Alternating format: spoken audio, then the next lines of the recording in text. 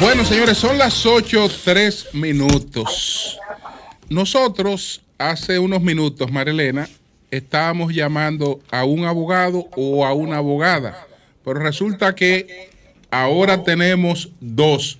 Y aunque están con nosotros para tratar otro tema, y dos que valen como por 20. Y no nos proponemos desviarlo, ¿no?, del tema que van a tratar con nosotros, pero creo que le podemos hacer la pregunta en términos generales y a partir de ahí nos vamos al tema que vamos a tratar con ellos. El tema que vamos a tratar con ellos es el que 4 miembros del Tribunal Constitucional pues se oponen al prechequeo que está pactado con Estados Unidos para los aeropuertos dominicanos por alegatos constitucionales y de soberanía. Vamos a hablar con el doctor Olivo Rodríguez y el licenciado Nacet Perdomo, que son expertos en materia constitucional, sobre la parte constitucional y de la soberanía, porque el aspecto de las ventajas del prechequeo creo que tiene bastante apoyo en sentido general. Sí, las preocupaciones derivan en términos de soberanía y de constitución.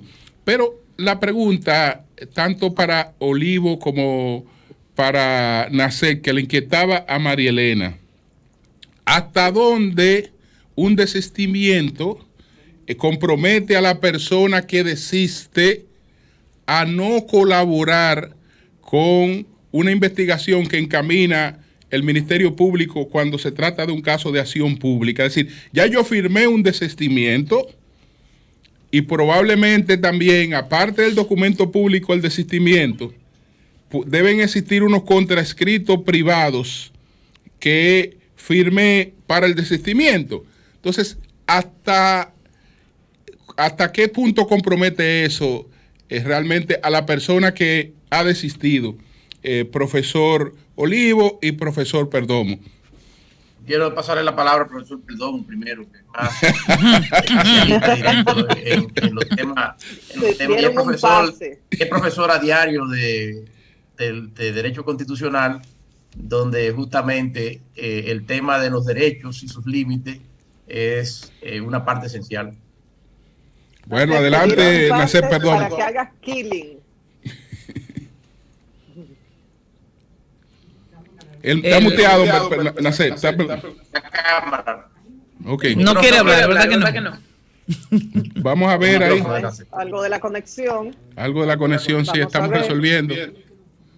Nosotros hablábamos del caso específicamente de Leonardo Faña, pero en la consulta con ustedes en general, porque no es un caso que ustedes están llevando. Sí. Está obligada la querellante a responder a la citación de parte del Ministerio Público, aunque haya desistido y haya hecho X acuerdo con la parte acusada. Bueno, en lo que le entre el audio a Nacet, voy a dar mi opinión sobre el tema.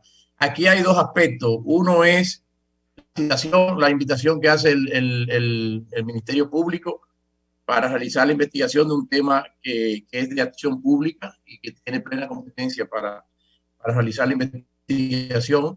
Y otra cosa es los límites, ¿no? De si ella también puede acogerse a algo que es más propio de las personas que son investigadas por absolutamente ser parte de un ilícito, donde tienen perfectamente el derecho a no declarar para no autoincriminarse, ¿no? En cuanto al primer aspecto, toda persona que sea citada por las autoridades del Ministerio Público debe responder a esa citación. Es decir, no puede haber excusa para decir que no va a asistir a un requerimiento judicial. O sea, la lógica del funcionamiento institucional no puede permitir eso. En este caso, señor Rodríguez, se ha informado que la persona que puso la denuncia y que después desistió de la misma está en el exterior. Estar en el exterior sería una excusa para no atender el llamado del Ministerio Público, o de todas maneras es, como usted dice, obligatorio. Bueno, hay que observar la citación. Obviamente que si está fuera del país, no puede responder, no puede, o sea, debe realizarse con la autoridad del Ministerio Público una nueva colaboración a ese respecto. La dificultad que es general de que ella se encuentre en el extranjero es cuál es luego el mecanismo para hacerla venir al país. Sabemos que cuando se ha cometido un delito, y no todo tipo de delito entra dentro de los propósitos de la colaboración y la cooperación judicial internacional en términos de la extradición, primero es para las personas que son imputadas de un delito que en muchos casos deben estar dentro del marco de los tratados internacionales, salvo que se traten de aquellos ilícitos que entran dentro del campo de convenciones internacionales, por ejemplo las de Naciones Unidas en materia de crimen organizado, narcotráfico, corrupción, etcétera, que normalmente estipulan cláusulas de que si en los tratados bilaterales de los países estos delitos no se encuentran previstos de la misma, se consideran incluidos en virtud de esos convenios. Pero aquí ya luego es una dificultad, la dificultad para poder hacer comparecer a esa persona. Ahora, si se encontrara dentro del territorio nacional, si no asiste, el Ministerio Público se puede requerir una orden de arresto a los fines de hacerla con él. La dificultad está en que esté fuera. Entonces allí los mecanismos se complican. No sé qué opina Nacia al respecto. Bueno, vamos a escuchar a Nacia. A ver, ¿se oye ahora? Sí, se oye muy bien. Ah, ok, excelente. No, yo estoy de acuerdo con Olivo. Eso es una situación complicada. Recuerden que el Código Procesal Penal se ideó con la expectativa de que las víctimas quisieran colaborar. Ciertamente, el desistimiento que haya podido hacer la presunta víctima en este caso no detiene formalmente la acción del Ministerio Público, pero la dificulta enormemente. Sobre todo, que eso es un dato que yo no conocía, si la acusadora inicial se encuentra fuera del país. O sea, para ponerlo en términos llanos, es decir, para hablar en español y no en legalés, se la puso en China. Es decir, ¿cómo puede el Ministerio Público obligar, con qué mecanismo puede obligar a una persona que no está siendo imputada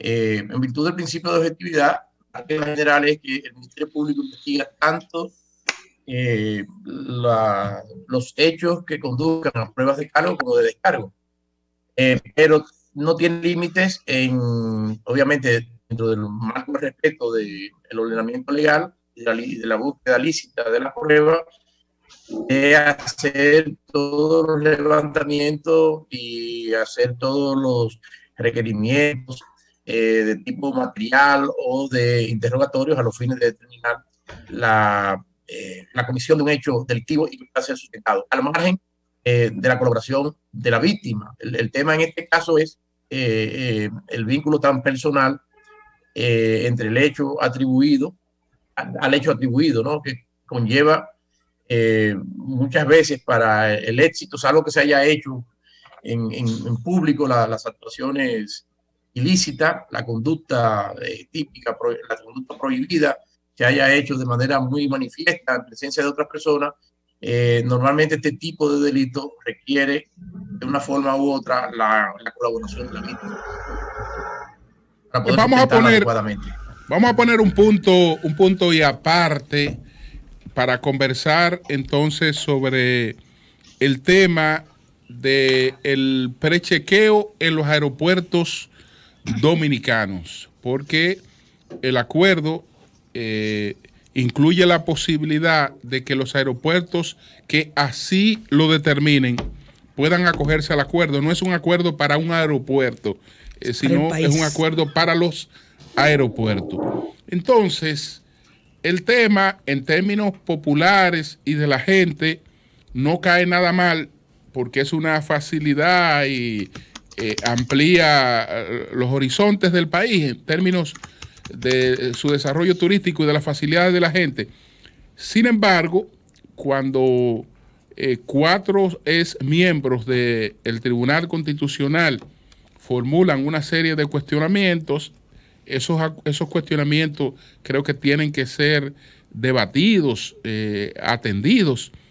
Y ellos están hablando, y estuvo hablando con nosotros, por ejemplo, el licenciado Jotin Curi, hijo, y hablaba de que el tema más preocupante para él era lo que tiene que ver con el tratado de refugiados que se anexa a este acuerdo de prechequeo, y él entiende que ese tratado, asumir ese tratado en este acuerdo, lesiona la soberanía nacional.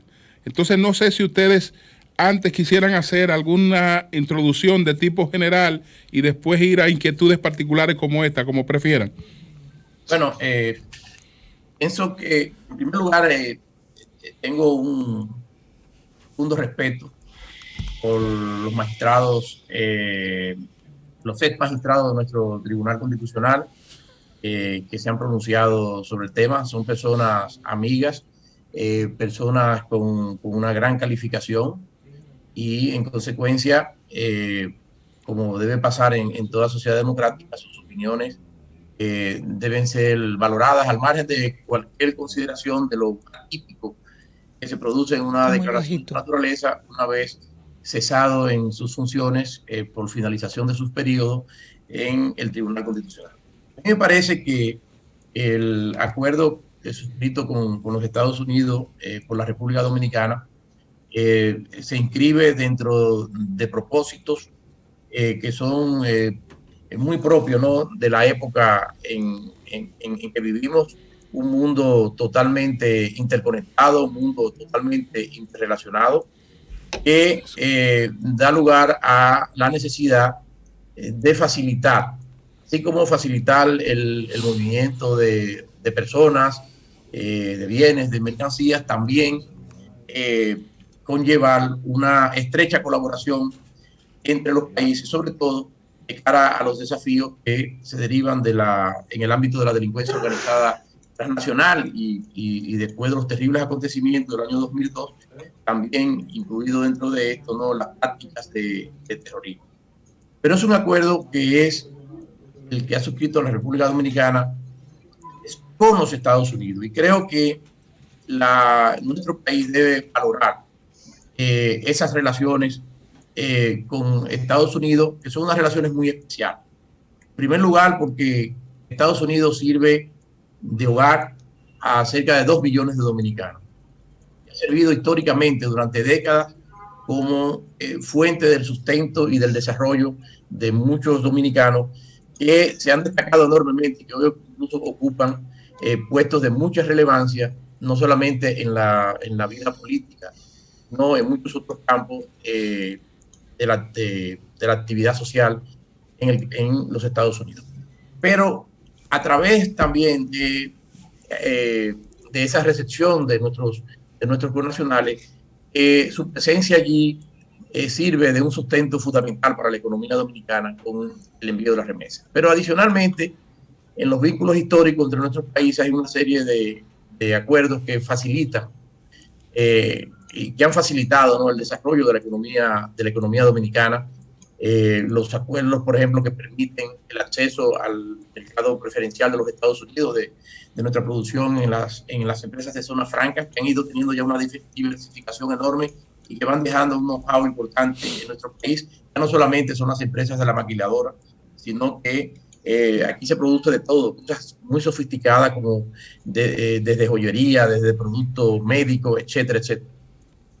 También ese acceso preferencial que ha tenido en su momento con renglones fundamentales de la producción agrícola nuestra, entre ellos el azúcar, que jugó papeles fundamentales, y el turismo también, que es otro de los tres renglones fundamentales, está muy sustentado. Casi creo que el 50% del turismo que viene a la República Dominicana viene desde los Estados Unidos.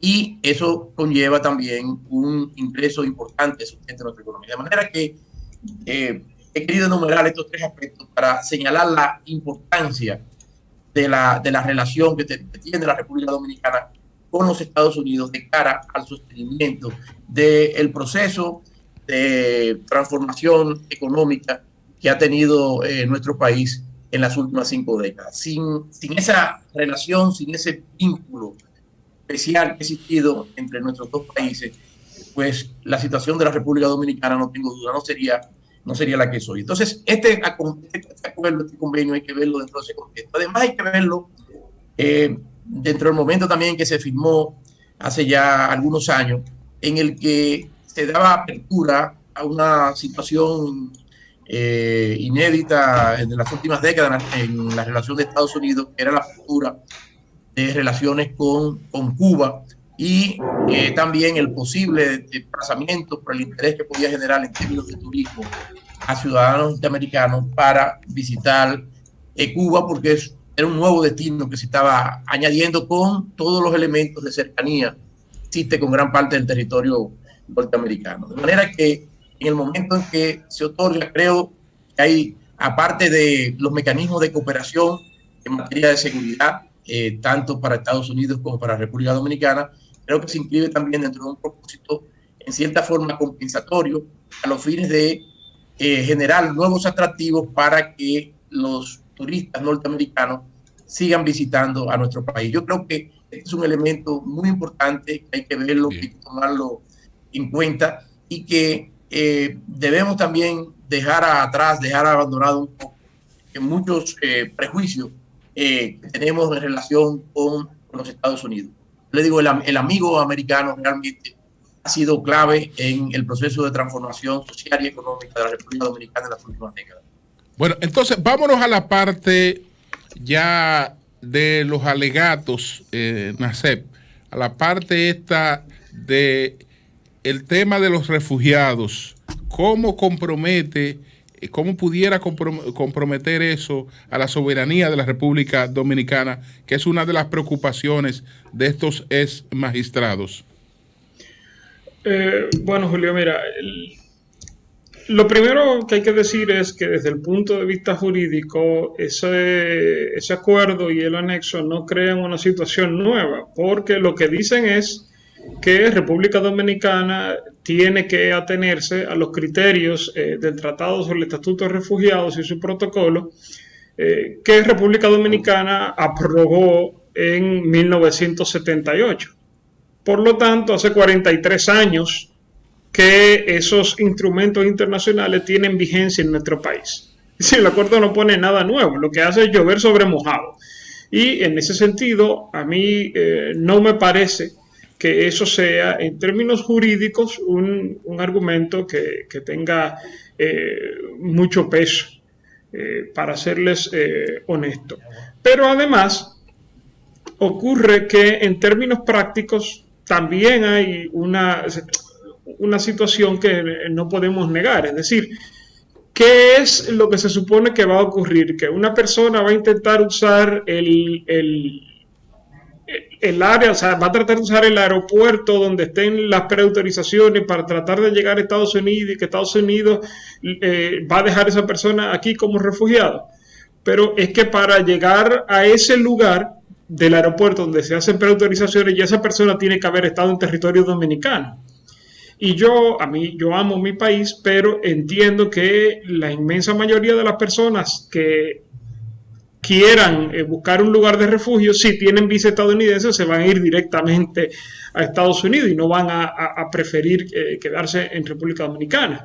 Entonces, eso a mí no me parece que sea un argumento de peso. Es decir, jurídicamente ya República Dominicana está atada a esos instrumentos internacionales, y en términos prácticos yo no sé qué cantidad de personas puede intentar usar el sistema de preautorización para tratar de llegar a Estados Unidos. Obviamente que para eso tendría que tener visa estadounidense, con lo cual no creo que tampoco en términos prácticos sea una dificultad de peso para el país. El argumento que ellos utilizan. Perdón, Marilena, quisiera agregar algo en ese sentido de lo que señala el profesor Nacet Perdomo, y es que tenemos al menos 40 años de vigencia de esa convención. ¿Cuántos refugiados, cuántas personas haciendo petición, refugiados en el concepto de refugiado que está convenido en la convención, hemos tenido históricamente en la República Dominicana? Y el otro aspecto es, se dice, bueno, si ya está, ¿por qué agregar disposiciones y mecanismos en el famoso anexo al tratado, al convenio? Y de lo que se trata es algo muy típico en el contexto de las relaciones internacionales. En primer lugar, esos anexos hay que entenderlo en el campo de todas aquellas dificultades que surjan en cuanto a la aplicación del convenio. La interpretación lógica es que ese anexo es para las dificultades con ese tema que puedan surgir en torno al mismo. Y de allí, de una lectura simple de las mismas, se nota perfectamente que no hay nada obligatorio, que es muy propio de los mecanismos que se utilizan de diálogo, de cooperación, y normalmente incluso muchos de esos acuerdos que se citan en el plano internacional se designan puntos de contacto para cualquier tipo de dificultad, no solamente en este tema, sino también, por ejemplo, en tratados en materia de comercio. El Tratado de Libre Comercio con Centroamérica, la República Dominicana y los Estados Unidos tiene sus puntos de contacto, obliga permanentemente a las autoridades a estar dialogando sobre las prácticas de su aplicación. De manera que, insisto, esto hay que verlo exclusivamente en el sentido de aquellas dificultades que surjan en ocasión de la aplicación del convenio.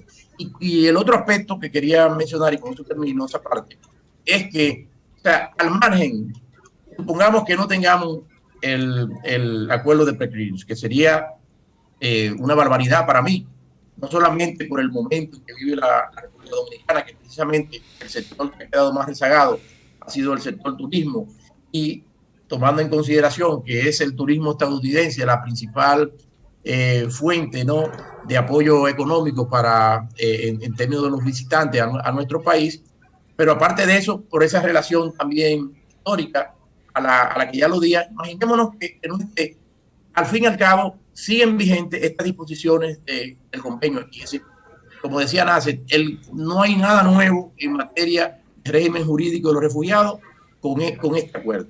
Y hay que ver, insisto, el mismo y sus anexos dentro del contexto propio de aquellos aspectos que surjan en ocasión de la aplicación del acuerdo de Preclearance, que tiene sus áreas determinadas. Marilena, de Juan y Belka.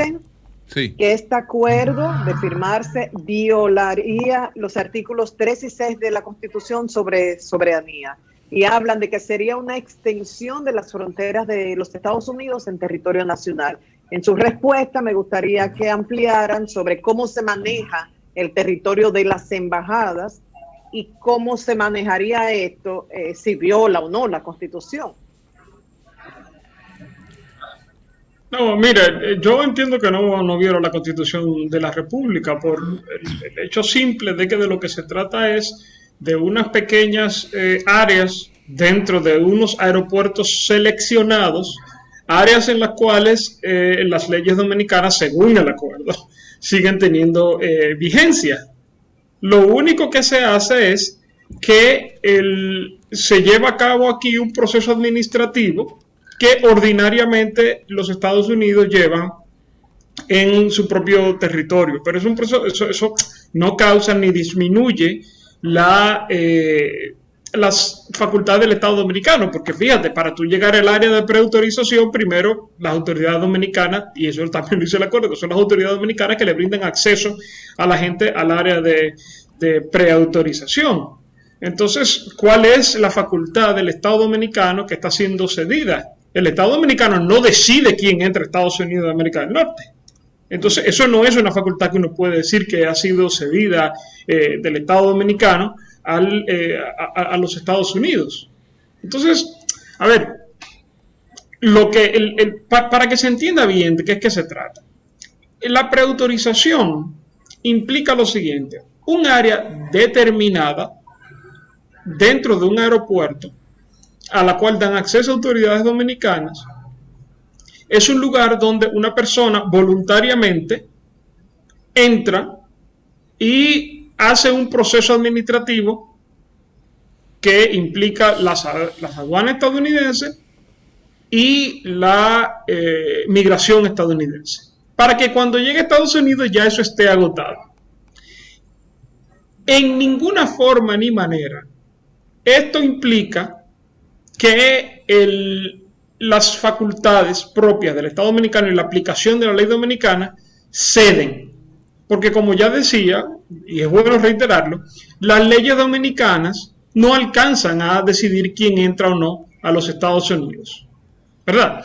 Entonces, yo creo que en buena medida lo que pasa es que se entiende que porque tienen el mismo objetivo, las disposiciones del acuerdo que fue anulado por el Tribunal Constitucional, que eran bastante distintas, alcanzan o digamos aplican para este caso en particular, y no es así.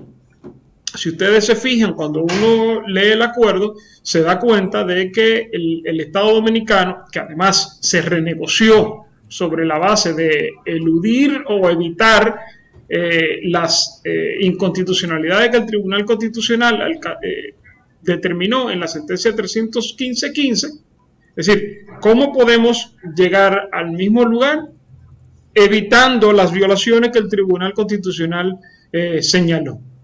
Y el acuerdo está organizado de esa manera. Entonces, no hay en ningún caso atribuciones del Estado Dominicano que pasen a los Estados Unidos. Por ejemplo, el acuerdo dice que cuando se detecta una violación a la ley o una persona que no ha podido superar el pre-clearance, los funcionarios de Estados Unidos tienen que llamar a autoridades dominicanas que están presentes en el lugar. Además, no es que van a llamar destacamento de la esquina, es que son personas que están presentes ahí representando al Estado Dominicano. Y entonces, para que de esa manera esas autoridades tomen cartas en el asunto.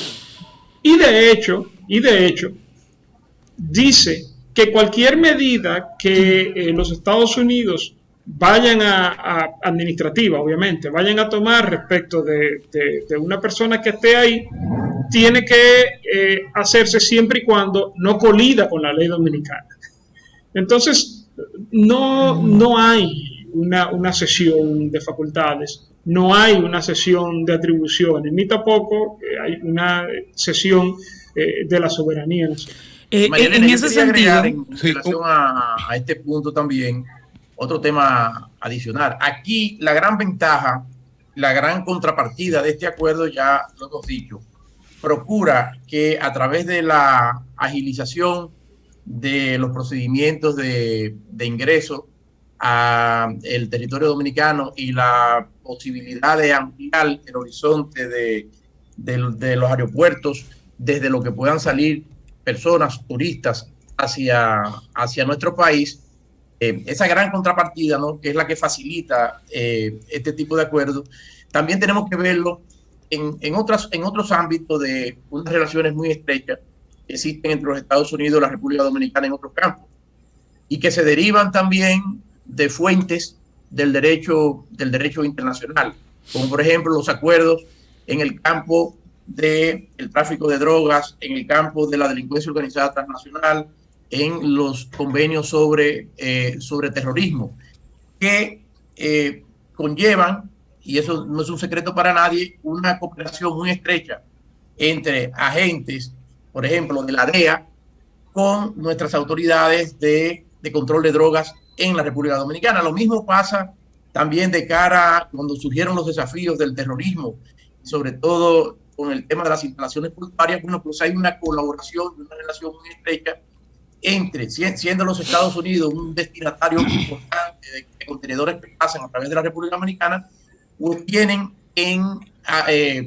personal producto de esos acuerdos que facilitan y viabilizan, porque el mundo de hoy es un mundo interrelacionado, es un mundo de diálogo, y el concepto de soberanía no puede ser visto tampoco en la forma señor Rodríguez. El concepto de soberanía tiene que ser visto obviamente de manera organizada, pero dentro de los contextos de la realidad que imponen las transformaciones y las evoluciones del mundo de hoy, un mundo interconectado e integrado. Precisamente entre sus alegatos, los ex jueces del Tribunal Constitucional decían que la motivación real del acuerdo no tiene que ver con el tema turístico. Claro, ese sería el mayor interés para República Dominicana. Pero ellos dicen que el origen de la propuesta de acuerdo de parte de los Estados Unidos es precisamente la excusa del terrorismo. Hablan de manera directa de que el mismo violentaría los artículos 3 y 6 de la Constitución. Ahora, le pregunto a ustedes, el acuerdo está desde el 2016 en el Tribunal Constitucional. Mucho tiempo ha pasado y no se ha logrado una sentencia ni que acepte ni tampoco que impida que el acuerdo se ejecute en República Dominicana. ¿Podríamos hablar de que hay un plazo? ¿Entienden ustedes que con la nueva matrícula del Constitucional hay mejores condiciones para que se conozca? Una cosa, Aníbal, ese acuerdo está en el tribunal porque la Constitución manda al control preventivo de los tratados internacionales, los acuerdos internacionales, de tal manera que hasta que el Tribunal Constitucional no se pronuncie avalando su constitucionalidad, no puede ser aprobado por el Congreso. De tal manera que no está siendo aplicado en República Dominicana ni puede ser aplicado hasta que el tribunal se pronuncie. En principio hay unos plazos de ley para que el tribunal se pronuncie, pero como la Constitución manda que las decisiones del tribunal en un sentido u otro tienen que ser de 9 votos sobre 13, la verdad es que esos plazos de ley no se cumplen casi nunca, y no es culpa del tribunal, porque es que no puede ni aprobarlo ni rechazarlo, a menos que reúna 9 votos. Entonces, por ahí te digo eso. Lo otro, el tema de que si es una excusa con el terrorismo, bueno, yo te voy a decir una cosa y te voy a ser honesto.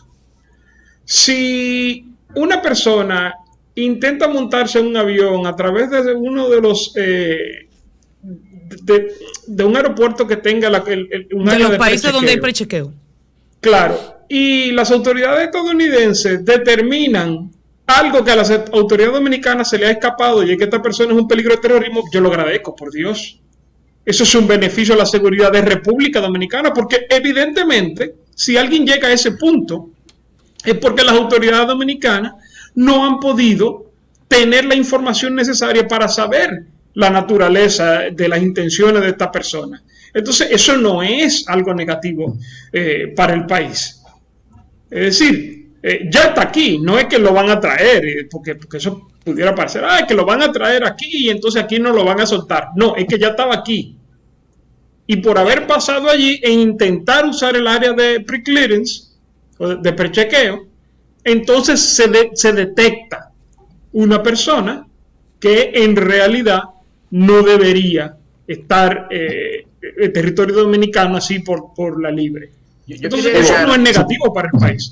Además, para serles honesto, yo no creo que eso desde República Dominicana sea un problema grave. Quizás tema de crimen organizado, pero en República Dominicana eso no es un problema. Ni somos un punto de partida, ni somos un punto de escala, nada por el estilo. No se ha detectado nunca nada en ese sentido. Otro es el tema del crimen organizado, que yo también agradecería si detectan. Y el tema de ceder soberanía. O sea, pero soberanía ¿en qué sentido?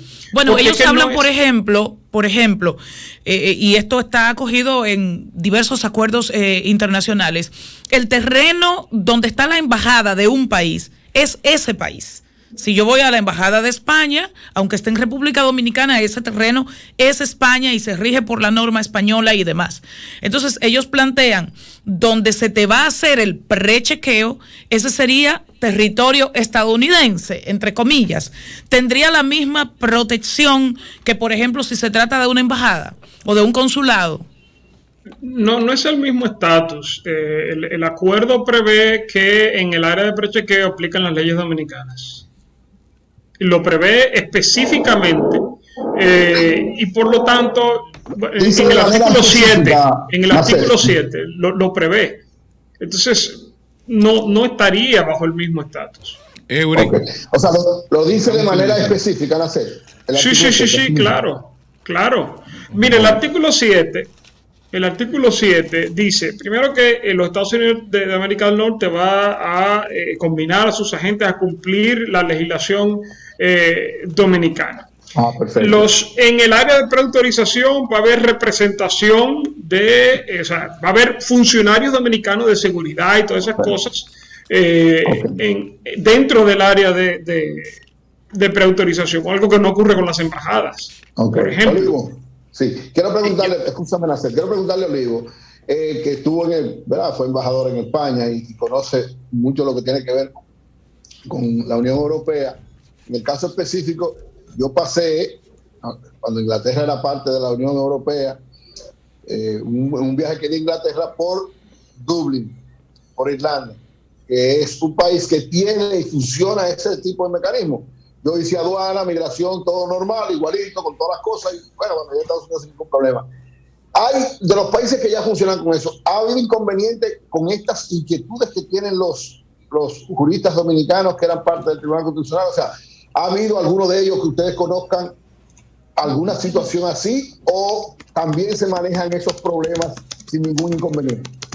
Bueno, no tengo conocimiento preciso de si han habido casos, pero la realidad es que si los convenios con esos países se hubiesen constituido en un problema, los propios convenios en esta materia establecen los mecanismos de salida, es decir, ningún Estado está atado a perpetuidad por un acuerdo de esta naturaleza. Yo quería agregarle, aprovechando tu pregunta, para señalar algo de la inquietud de Anibelka. No fue que propiamente Estados Unidos salió a buscar este tipo de acuerdos. Fíjate, solamente son 5 países, si mal no recuerdo, que tienen estos acuerdos con los Estados Unidos. No los tienen el gran universo de los países. 5 más o menos.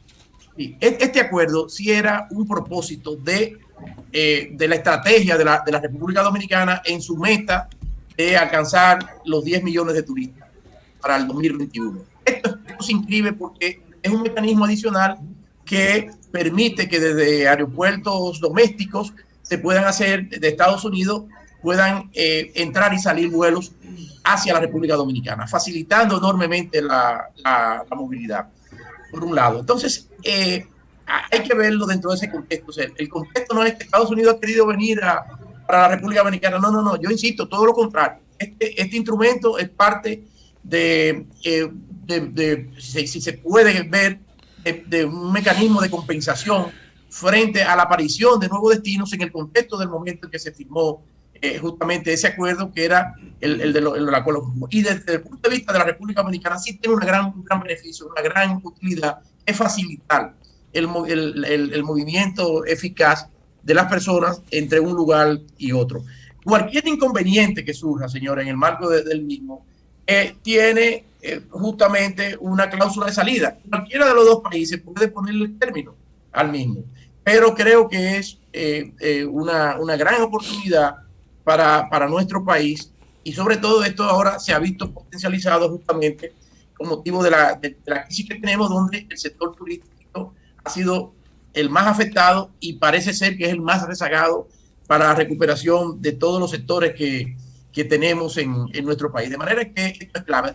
Por otra parte, querer entender que si con motivo han habido ya varias renovaciones en el seno del Tribunal Constitucional de jueces, esto es parte de una dinámica, pero a mí me lució un poco extraño que mis queridos amigos, estos magistrados del Tribunal Constitucional Dominicano, quisiera haber hecho una insinuación que no me parece adecuada, porque en el sentido de que si ese Consejo de la Magistratura se estructuró para estos fines, a mí me parece que creo que fue suficientemente claro, porque el país lo pudo ver, la diversidad de preguntas que se formulaban en el seno del Consejo Nacional de la Magistratura. Ahí se preguntaron de temas que están en debate en otro poder del Estado, como el poder legislativo, relativo a la procedencia o no de las 3 causales del aborto. Se preguntó sobre la visión de los aspirantes con el tema del matrimonio entre personas del mismo sexo.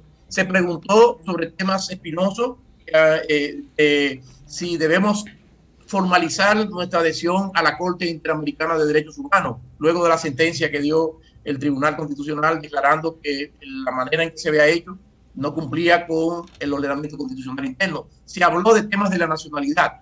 Es decir, querer enfocar como que el tema central de ese Consejo Nacional de la Magistratura fue el tema de Pekín, porque se hizo una pregunta, siendo también uno de los temas, no me luce bien. No me luce un motivo válido de justificación de la intervención de estos queridos amigos que, insisto, me merecen todo el respeto y a quienes felicito porque realmente hicieron un magnífico trabajo durante su desempeño en el Tribunal Constitucional, contribuyeron enormemente al desarrollo de la doctrina constitucional dominicana. Eso es algo que el país debe estarle agradecido con ellos. Bueno, una pregunta breve y puntual. Vamos con José, que no ha preguntado, y una pregunta que sea breve y puntual, porque tenemos que concluir, María Elena, pero José no ha preguntado, adelante. Los abogados que están apelando al tema de soberanía por la disposición de hacer el prechequeo aquí, o sea, ¿ustedes creen que es parte de algún conflicto comercial, guerra de intereses, conflicto de intereses en el sector turístico, o ustedes creen que es por el tema soberano y la posición de ustedes también, ¿a qué se debe? O sea, ustedes son contratados, pertenecen o tienen un cliente que por el cual están defendiendo esta posición del prechequeo. Bueno, en mi caso y en la también estuvimos vinculados al tema.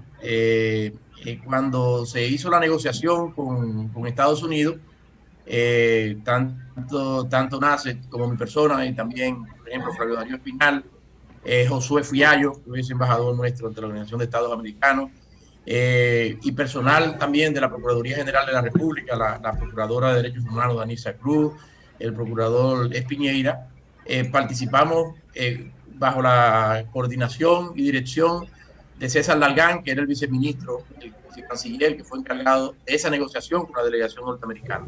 Es decir, nosotros estuvimos y en cierta forma hemos estado o estuvimos vinculados a este tema y nos ha solicitado ahora y nosotros hemos accedido a justamente esta entrevista porque tuvimos conocimiento de causa y participamos y sabemos del celo con que se manejó justamente porque se sabía de la existencia de una sentencia del Tribunal Constitucional en el tema del acuerdo militar con Estados Unidos y fue sobre la base, justamente, con mucho cuidado, sobre la base de tomar en cuenta esas consideraciones del Tribunal Constitucional que se discutió con las autoridades norteamericanas todos y cada uno de estos detalles, pensando sobre todo en el interés nacional, pensando sobre todo también en la importancia que reviste las magníficas relaciones que nos vinculan con los Estados Unidos y que, insisto, cerca de, digamos, que las 2/3 partes de los ingresos de divisa a esta nación provienen de esa relación tan especial con los Estados Unidos, y creo que no debe generarse una desconfianza y hacer unas insinuaciones de esta naturaleza cuando si quisiera los Estados Unidos hacernos daño con simples medidas administrativas, estos aspectos que son los que generan la otra parte de la pregunta de José Olivo, pudieran afectarnos. La otra parte de la pregunta de José, la que tiene que ver con si ustedes piensan que estas posiciones están, digamos, atadas a otros intereses. Mira, yo prefiero siempre asumir que las discusiones son jurídicas. No hay que olvidar que estos ex magistrados participaron, al igual que Olivo y yo participamos de la renegociación del acuerdo de preautorización, ellos participaron en la redacción de la sentencia 315-15, de tal manera que yo no tengo por qué asumir que una posición que ellos sostienen desde hace años obedece a elementos nuevos. Es decir, además, a mí no me parece que hace mucho sentido porque esto beneficiaría a todo el turismo en todo el país, de tal manera que quien estuviera haciendo eso no estaría haciendo otra cosa que clavándose. O sea, que el prechequeo eventual o progresivamente se produciría en todos los aeropuertos del país, no solamente en Punta Cana. Y en los aeropuertos que cumplan las condiciones, y aunque el acuerdo menciona específicamente el aeropuerto de Punta Cana, también dice en sus primeros artículos que es extensible en la medida en que se cumplan las condiciones y las autoridades de ambos países lleguen a un acuerdo escrito sobre ello. O sea que no es un asunto que estaría solamente en el aeropuerto de Punta Cana. La República Dominicana tiene varios aeropuertos internacionales y tiene zonas turísticas que se beneficiarían mucho de poder tener un acceso tan fácil a los aeropuertos no internacionales de Estados Unidos. Entonces, quien estuviera haciendo eso si tiene inversión en el sector turístico, estaría haciéndose daño a sí mismo, con lo cual para mí no tiene sentido. Marlene, finalizamos. Propuesta que ustedes tienen para resolver el tema de 3 causales versus modificación del Bueno, no, Marlene, escúchame, no podemos entrar. Eso es breve. No.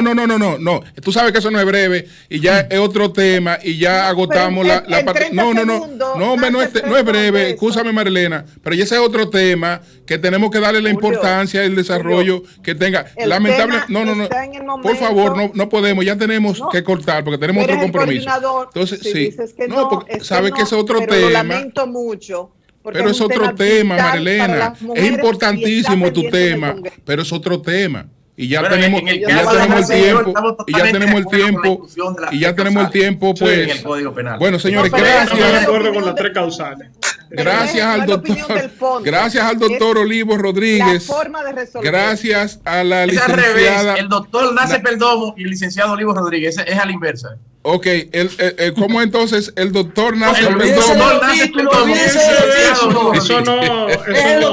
Bueno, Marilena, pero te prometo que vamos a organizar una discusión, pero que para que todo el mundo pueda preguntar sobre eso y pueda. Vamos a hacer un panel la semana que viene. Podemos hacer un panel sobre eso. Podemos hacer un panel sobre eso. Gracias. Nacer de Olivo, pónganlo en agenda, pónganlo en agenda.